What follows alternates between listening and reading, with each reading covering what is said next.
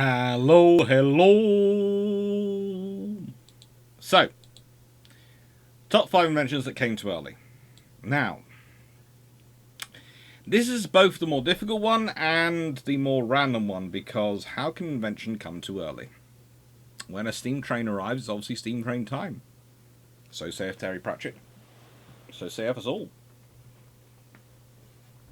And if an invention came and it didn't end up having to fight a war and was superseded by something else, then it didn't come too early. It merely, there wasn't a war. That's nothing really bad for that invention. It came when it did. It was useful when it was. It never got the action it would possibly have needed to gather glory. But there again, that also would usually mean a lot of people dying. In fact, if you'd had this posed this question to anyone in the sort of 18th century, 19th century, first half of the 20th century, they'd have looked at you as if you were insane. Inventions coming too early? How? However,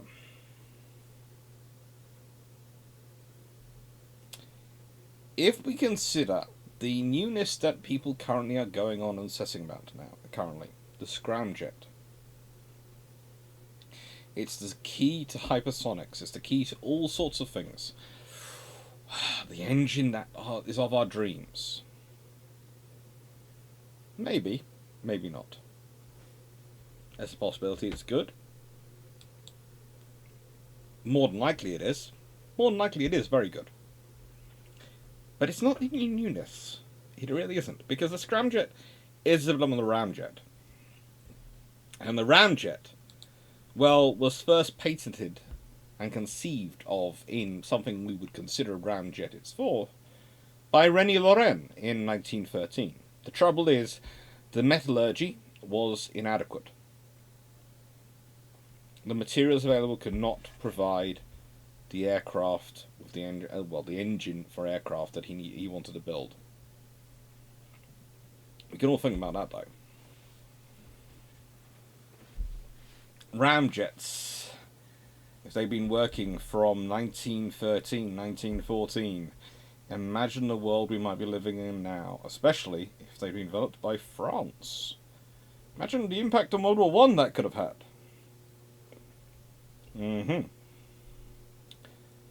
So, and by the way, René Loren, not a good story to look at. I mean, a lot of the early engineers involved in the development of aviation did not have a good life. The guy who built Charlie, who built the engine for the Wrights on the Flyers, died in poverty, having seen his family die from lack of food. René Loren is pretty much the same. Basically, the early developers of engineers in the 1900s are shockingly treated by the people who get controlled their patents. Absolutely terribly treated.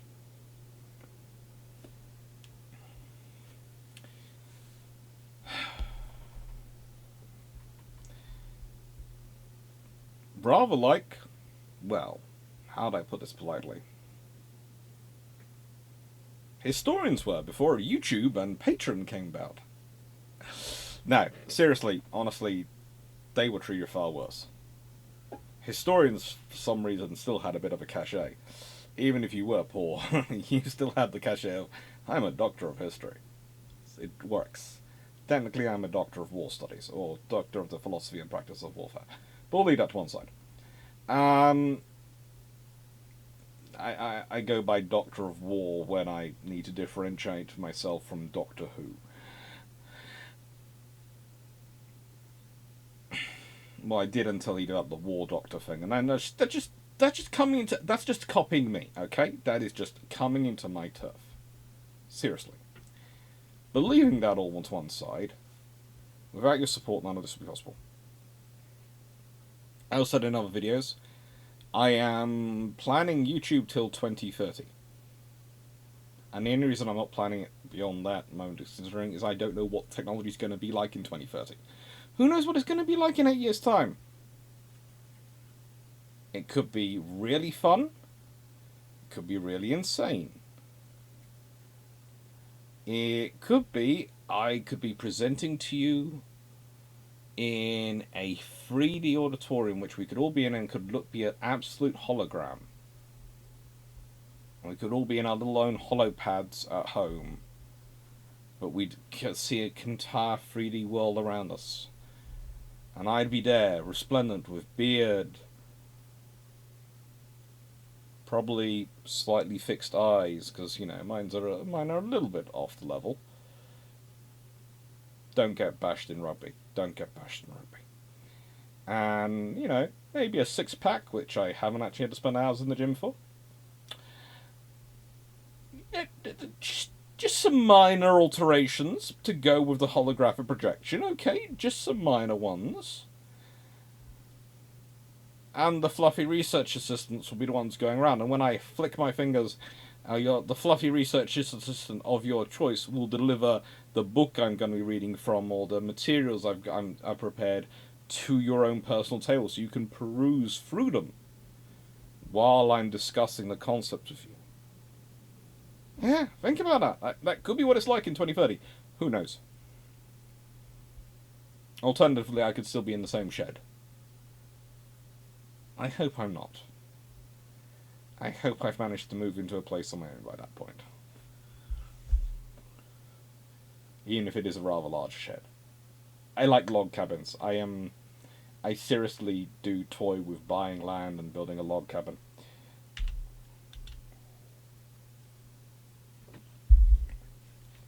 But no. None of this is possible without you. So thank you for your support. Thank you for the people who bought the books, who are patrons, etc., for subscribe to the channel, watching the videos, who go to the spreadsheets. All thank you. So, Nunn-McCurdy Amendment, 1982. It's rather sensible. It really is.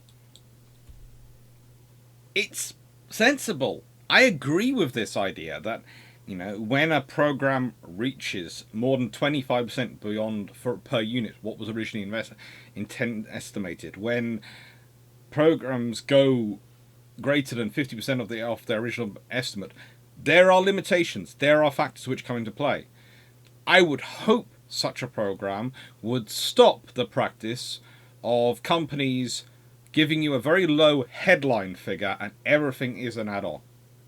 And everything grows the cost. And the real aircraft you want in service, which is always what you were sort of asking for, but which they magically seem to have forgotten when quoting that top headline figure that that made them the lowest bidder,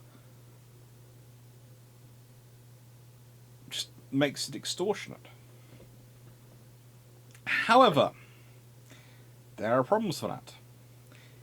The Secretary of Defense can submit detailed explanations certifying the program is essential to national security, that no suitable alternative of lesser cost is available. The estimates of total program costs are reasonable. Management structure is or has been made adequate to control costs. So, guess what any time this happens turns into? All the defense companies which can actually potentially put together either a competing bid to take over the program or a competing program will send their lobbyists to work on this point number 2. They are a suitable alternative of lesser cost, and they are available. And they will go to challenge whatever the Secretary of State Defense writes. They'll try to lobby the Secretary of State Defense and lobby the Congress.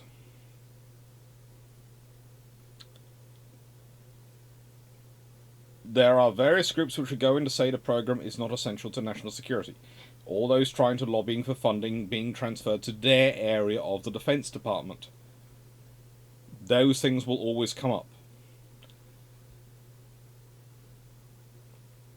And then you've got the lobbyists of the company involved itself. The new estimates of total program costs are reasonable. Of course they're reasonable. This has happened, that's happened. You've added on this criteria. No, we haven't, because if you consider this criteria, that was always a required part of it. It just wasn't a written criteria Because without that, you can't do this criteria, which was a core criteria from the very beginning. No, but you didn't specify. It's an unspecified criteria. Which is kind of like an unfunded mandate. It's a phrase which comes up when people want to try and say, well, you know, you've told me you have to do this thing, but you haven't given me the money for it. No, because statutorily you are responsible for doing that. That is why you have tax-raising powers, or that is why you were given money for the program in the first place. That is a requirement. The aircraft is supposed to be able to land and take off. To do so, it requires wheels to fit on a runway. You cannot then turn around to me and go, well, the wheels are an extra cost. No, they're part of it. And of course, the management structure. Well, this is a rather interesting one. Because, guess what? Lobbyists do get involved in this. There are all the firms which deal with corporate restructuring and consultant on management operation who want to get involved and have their say and try and get a slice of the big defense project pie in order to fund a restructuring. They're going to go in and make it work, you know. Yeah, they'll make it work for you. They'll make it better. Then there's the management of the existing management who are probably busily trying to save their jobs. You know, they're the ones who've mucked up. And then there's the company looking at the management, looking at the directors and going, okay, which one of you is going to be the sacrificial lamb? Which one are we sacrificing the head of? Which one of you will take your glorious golden parachute and go off and find another well-paying job elsewhere?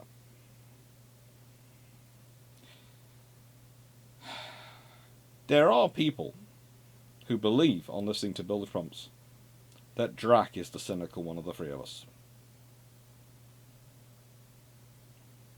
Honestly, he isn't. So, here's an example of a program, the Future Combat System, which was an idea for the US Army, which was to have all future vehicles use the same, please note that, use the same chassis engine arrangement.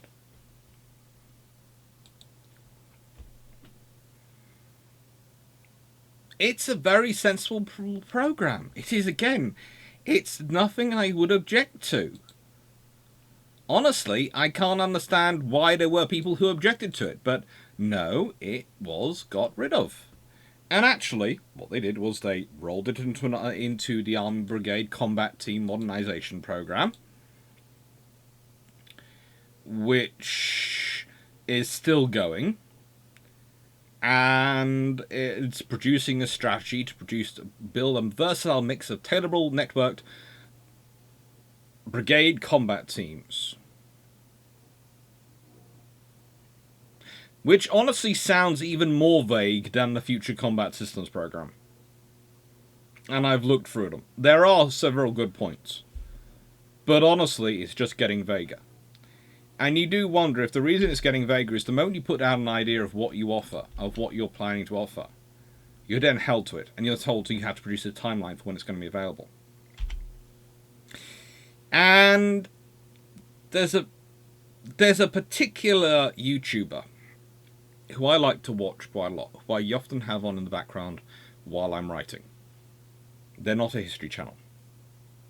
They could, broadly speaking, be called a modern history, potentially of tech channel, but they are not a history channel. It's Linus Tech Tips. I know. Polarizing to an extent. But I enjoy them. And the other day they reminded me of a quote, because they were talking about one of the companies they deal with, and Linus had turned around and said, you must have the best engineers. Head of company said, no, we don't. Huh? What we do is we give them the time to do their best work.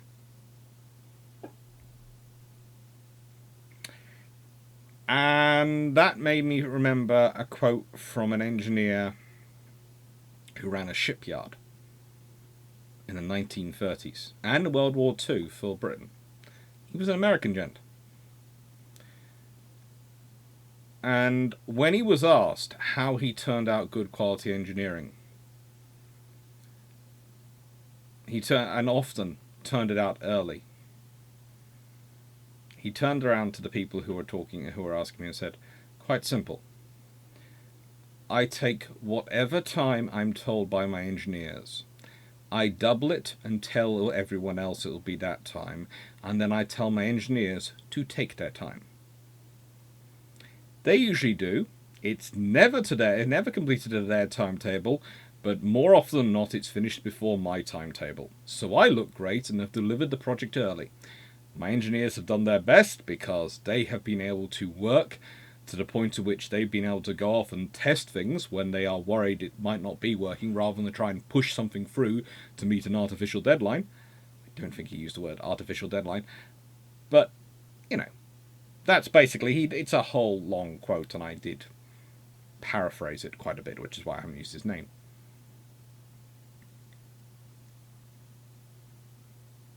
But this is the point.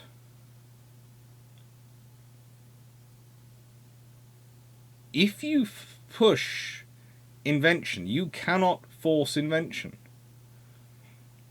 And it's very tempting to do so when you've got charge of, you've got to develop the army of tomorrow.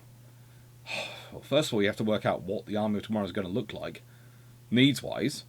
And then you've got to design what you're going to need to fix it. And then you have to go tell people, right then, you've got to build this vehicle to do this job. Oh, and I want it by this point, because I need it for my next promotion. Huh?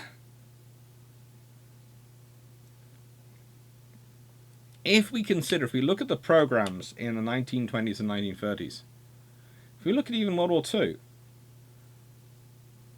they didn't start developing the aircraft for an engine that would use an engine, until pretty much they'd already got the engine fairly working.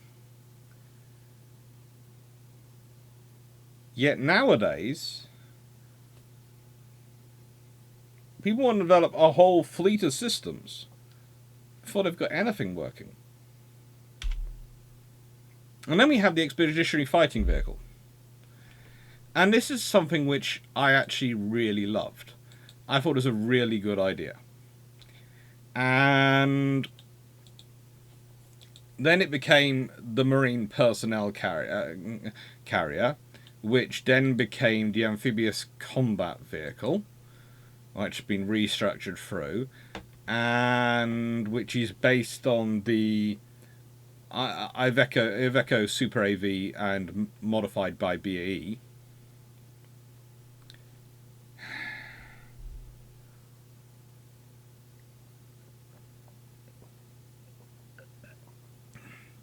With the US Marine Corps planning to procure some region of 436 of those vehicles. But the thing was, this was supposed to be APC. It was supposed to provide the US Marine Corps with a one-stop shop, with something to replace the venerable AAV 7A1, those wonderful, wonderful vehicles which have been around since 1972. Lord help them. 50 years. 50 years, and still going. US Marine Corps operates some region of 1,300 of them. 1,300 of those old, well, originally LVTP-7s, Landing Vehicle Tracked Personnel 7s, now AAV, Amphibious Assault Vehicle Personnel 7A1s. And this was supposed to replace them. It was then supposed to be replaced by the Marine Personnel Carrier, which is developed, as said, into the Amphibious Combat Vehicle. Which apparently, well, judging by the fact they're planning to order 36 units between 2020 and 2021, and then 80 vehicles a year for 5 years, that's 436.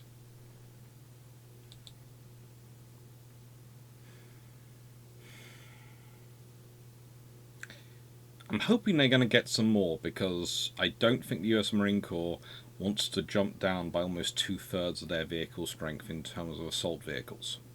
I really don't think that'd be a good idea for them. Or alternatively, they're planning on keeping, which is the other option people are talking about, of keeping the amphibious assault vehicle, VP-7A1, in service for even longer. And that seems to be the current plan. So why did the expeditionary fighting vehicle fail? Well,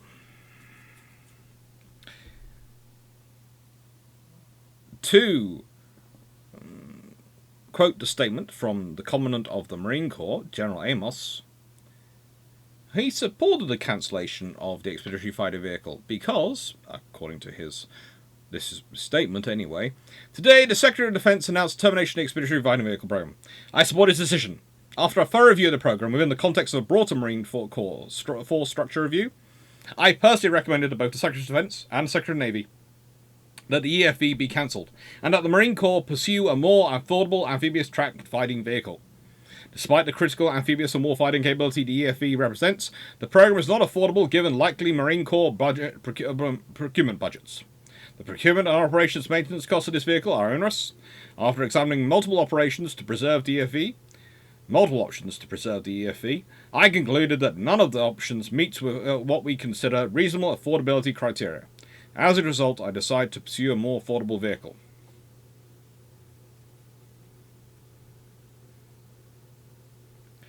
There are various people who claim that Amos was ordered to give the statement, but what is interesting is that look at the criteria there. Suitable alternative of lesser cost is available. Suitable alternative of lesser cost is available. Now, do I think the EFV is all that? It was certainly nice.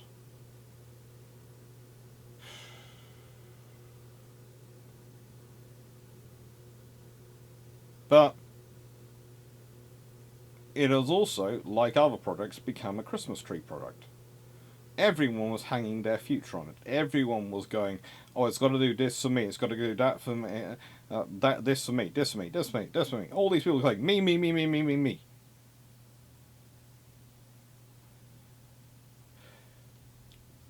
There used to be a phrase going around before the 2010 financial collapse.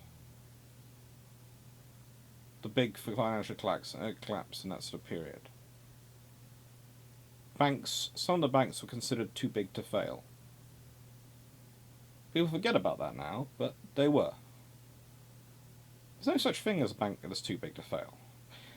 But there are certainly people who honestly believe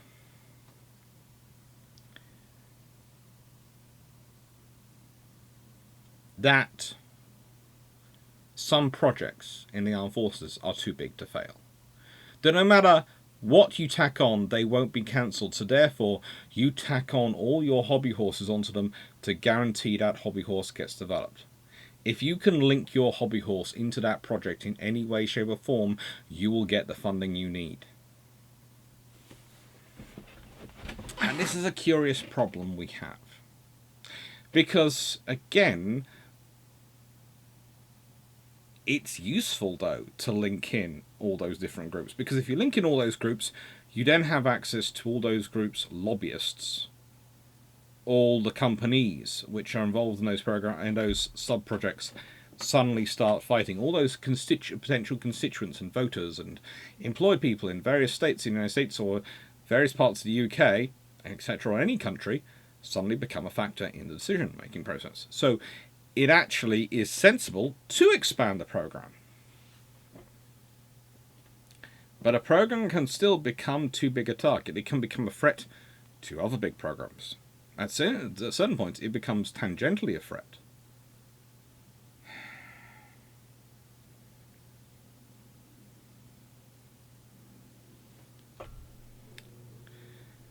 The idea was that, according to the Undersecretary of Navy who was pushing it, when they made this decision, that the future of amphibious warfare would involve either the Marines landing unopposed or using long-range weapons of the other branch of the armed forces to clear out ship-killing missiles, so that amphibious ships can approach very safely to a hostile beach and drop Marines off with all their capabilities. Neither scenario requires an expeditionary fighting vehicle which can get you from long range to shore. In other words, the future is going to be more peaceful, or there will be other technology, which we can't really point to yet, which our opponents will not have an answer to, because no opponent will ever develop a counter to our technological superiority, so we don't need to have this. By the way, one of those key pieces of long-range technology which they were pointing to, Zumults. Yeah. Another Christmas tree project. Because this is often held as a failure, but it isn't. And the class was not a failure.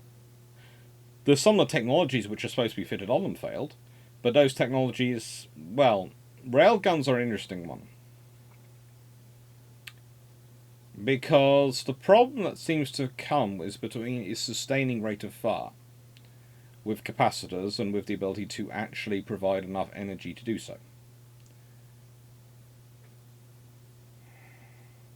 It's one of those scenarios where I'm fairly sure the US Navy would like to have retained a nuclear surface fleet, because if they had nuclear reactors in the Zumwalt class, apart from making them even more of a Bond villain ship, they would have probably been able to actually able to operate the railguns.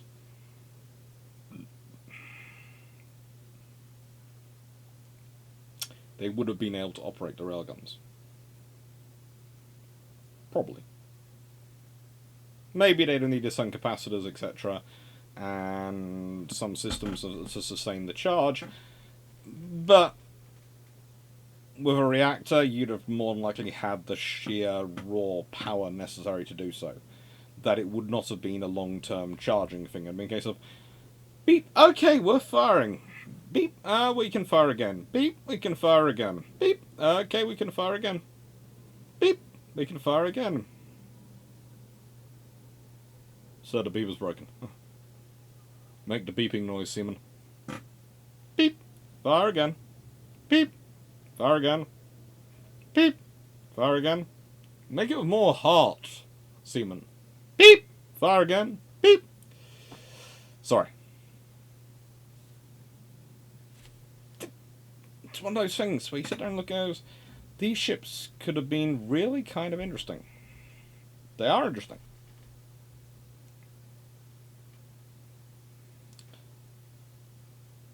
But they get turned into things of, right then, so if we're going to build a new class to destroy, it not only has to look sexy and powerful and imposing, and frankly, building an entire class looking like this would have been so bad, but it has to be armed with all sorts of new things. Peripheral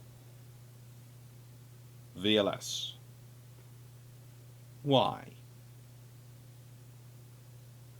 Well, because we want to put in multiple guns and all these things in, so we want to have space.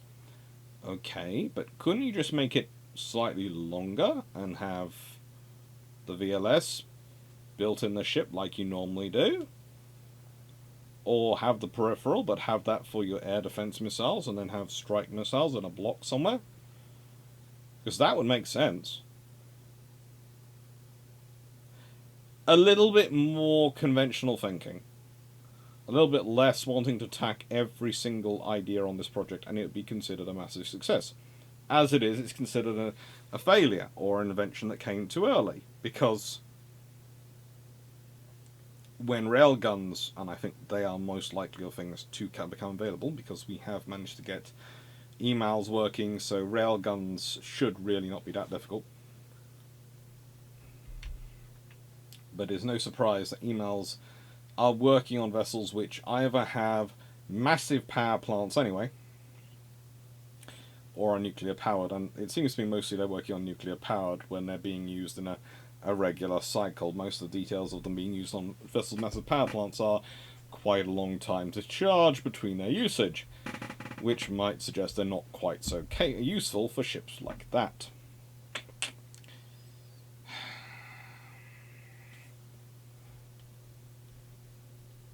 but the Zumwalt class are still good.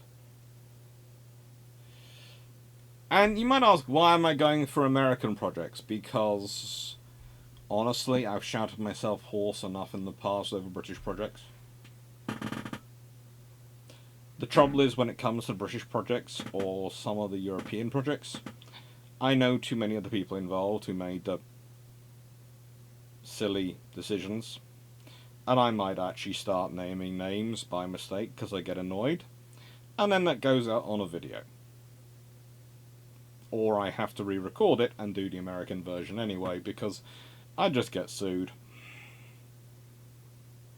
And as generous as you all are, I do not fancy spending the amount of time in court and having to depend on you all to fund my legal defence. The Strategic Defence Initiative, SDI. This was before many other things. This is Excalibur. Now, for those who don't know, Excalibur was what was technically called a nuclear detonation pumped laser array. The Excalibur could be used to engage 3 targets. Basically, the idea was you'd use the setting off a nuclear bomb to send out a massive amount of energy, usually X-rays, sometimes other things, which would burn things like MIRVs and missiles and satellites.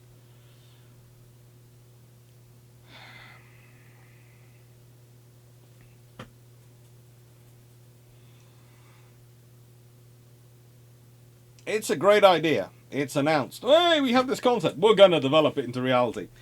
But at no point does anyone seem to look around on hang on. Just hang on. So we system that's going to survive a nuclear blast.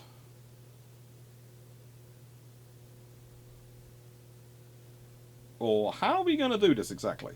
We have a theory. Do we have the actual materials to develop it? No. Well, they might as well be unobtainium then, mightn't they? There are so many. SDI is one of those projects which just has so many amazing ideas, beautiful graphics, and oh my lord, what did you really think? And they come with all sorts of systems. X-ray lasers, chemical lasers, neutral particle beams, hypervelocity rail guns. This one is technicians at the Naval Research Laboratory working on the low-powered atmosphere-compensated experiment satellite, i.e. the LACE satellite. Someone worked really hard to make that say LACE. I mean, really hard. Low, but we're not having a capital P, powered, capital A for atmosphere, compensation experimental satellite. It could be LPACE, LPACE, the LPACESat, the LPASat.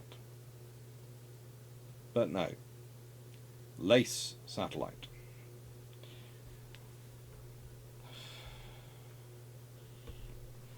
There's even a program called Brilliant Pebbles, by the way, which is one of my favourite to look up, which is basically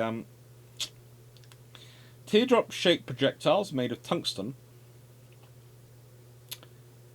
that would operate in conjunction with something called the British Brilliant Eyes sensor system.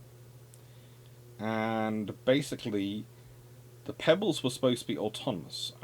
They would be put up in a satellite somewhere, quietly orbit the Earth, and activated when needed.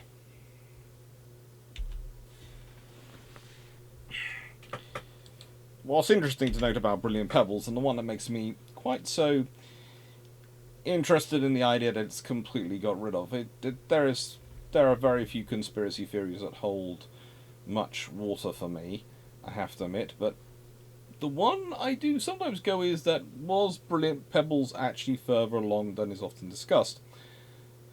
Well, the fact that the sensors, cameras were developed and manufactured and became components of the Clementine mission and various other SDI satellites which are being put up in space.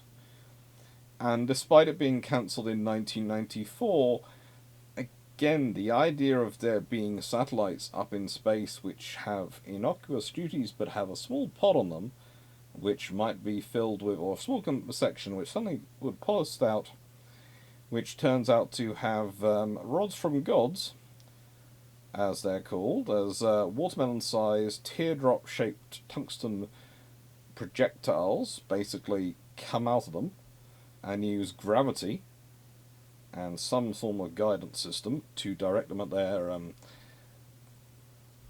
ascending missile target.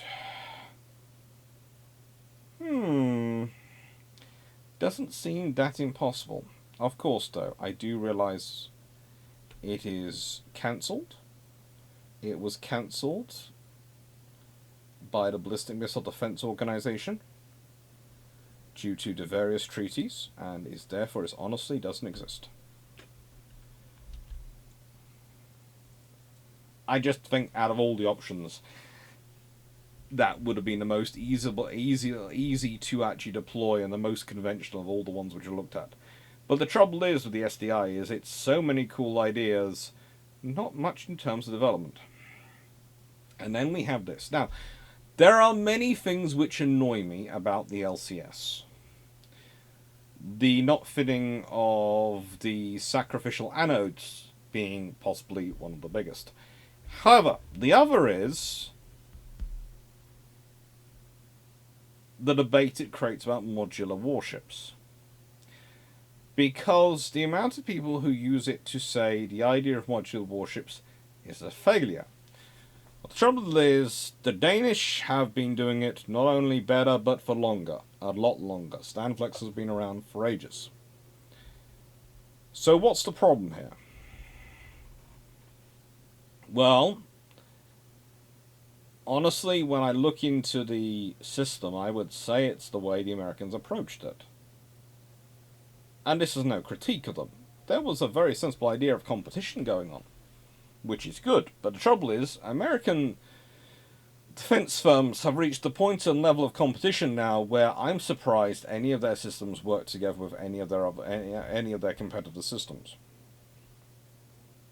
I honestly think if it wasn't for the fact it would actually kill every single contract the one of them has because of the combined lobbyists of all the others, one of them would actually... I'm surprised some of them haven't actually tried that gag. Make it so that you can only use our systems with our systems.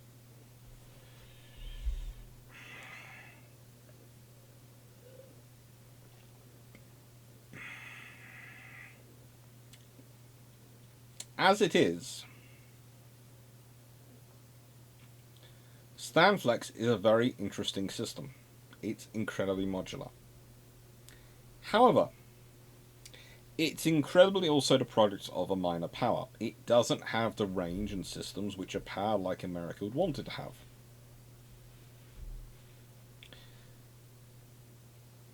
You can turn around and go, well, the sensible thing therefore would have been to have gone to the Danish, can we buy into the development program of Stanflex, use that as a baseline and develop it, rather like what happened with the Harrier and the British. The Danish would probably have turned around and gone, well, yes, but we're going to get our lawyers to write it up so you can't do to us what you did to the British. The British will go, but we still got the money out of you in the end. Yeah, but that was mostly thanks to our stupid governments keep mucking up. So it's really not the Americans' fault. But you know, that's a scenario, the option they could have done. Instead, and I think that would actually offer the Americans an option, because therefore if you've got Stanflex as your starting point, you can let the Danish be the bad guys. The Americans, due to the way things compete and etc., are designed in defense procurement in America, sort of have to, in the name of liberty and freedom, etc., give their companies a bit of a whip hand. The European countries aren't much better, but some of them are certainly better than others, and Denmark is fairly good at turning around to a company and going, no, you don't understand. We wanted something that works, and we paid you money for a contract for a vehicle system which works. If it doesn't work, you don't get the money. They don't have a perfect record on account, but they have a fairly good record on that account, especially when it comes to ships and their Stanflex systems. And that could have been interesting.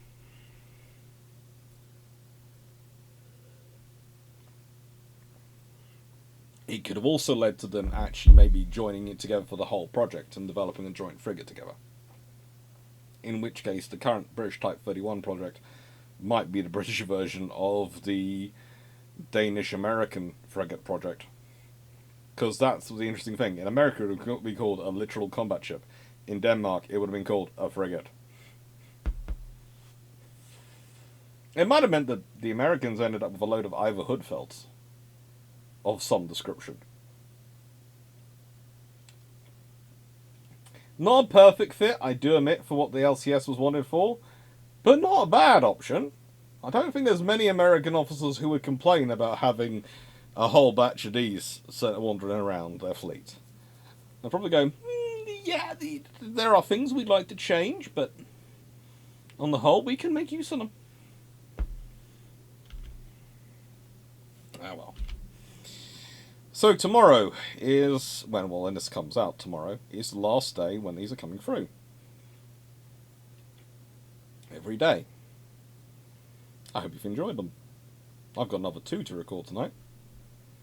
Thank you very much for watching. As said before, I would love to hear your 5 inventions that came too early in response, and 5 inventions that came too late if you didn't put them on the previous video. And I'd love to hear what you think of the video. Thank you very much for watching. Take care, and have a nice evening.